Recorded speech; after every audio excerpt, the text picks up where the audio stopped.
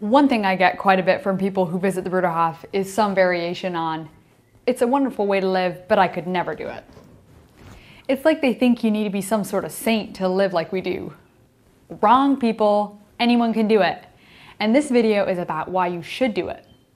I'll do it in points because people like lists of points for some reason. 1. Life in community means risk and adventure. I want my life to be boring, said no one. And committing yourself to a group of people because you want to follow Jesus with them come hell or high water is anything but boring.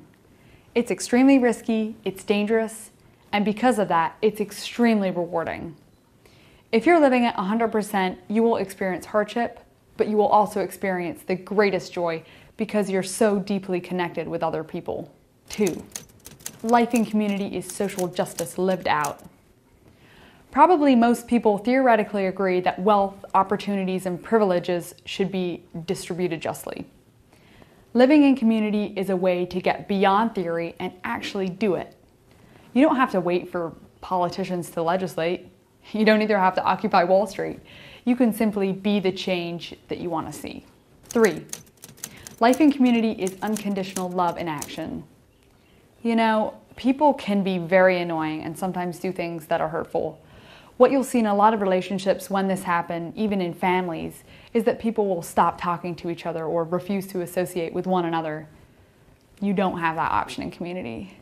That's why the cornerstone of life together is forgiveness, granting it and receiving it. Each of us at one time or another will say or do something that causes another member of the community pain.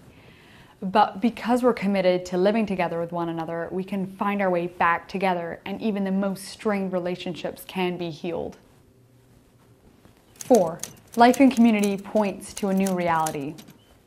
All Christians pray, "Thy kingdom come on earth as it is in heaven," and that's very important, but it's just as important to put your prayers into action.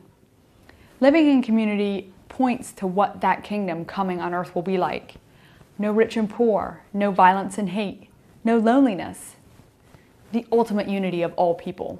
Number 5, and this is the last one and it's my favorite. Life in community is heroic. Whenever an older member of our community dies, the thing that moves me the most is remembering their faithfulness first to God and then to their brothers and sisters in the faith.